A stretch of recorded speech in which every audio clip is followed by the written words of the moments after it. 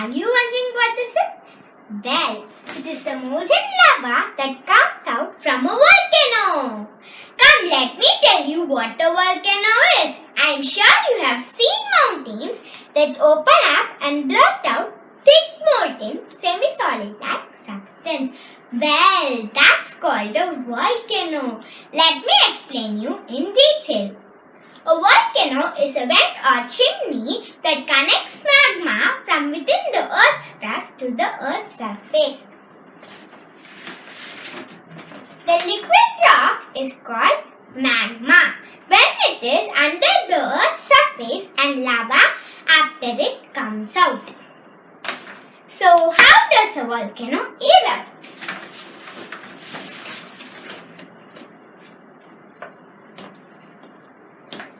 The molten rock stored in the magma chamber rises to the crater pipe pockets.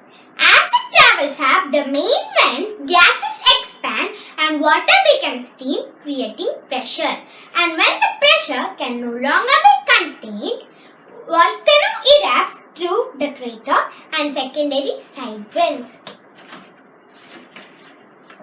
Common volcanic gases include water vapor, carbon dioxide, sulfur dioxide, hydrogen chloride, hydrogen fluoride and hydrogen sulfide.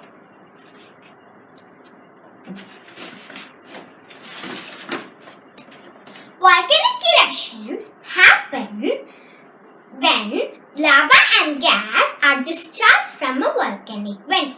The most common consequences of this are population movements, as large number of people are often forced to flee the moving lava flow.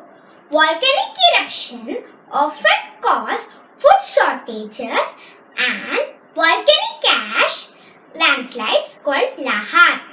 An erupting volcano can trigger tsunamis, flash floods, mud flows, earthquakes and rock falls. More than 80% of the Earth's surface is volcanic in origin. The seafloor and some mountains were formed by countless volcanic eruptions. So we need to understand about volcanoes, structure of volcanoes, types of volcanoes to reduce the negative impact of volcanic eruption and take advantage of its benefits on people and environment. Now I am going to demonstrate how a volcano erupts. For volcano I have used tissue paper and for the base I have used thermocol. Now I am going to add baking soda,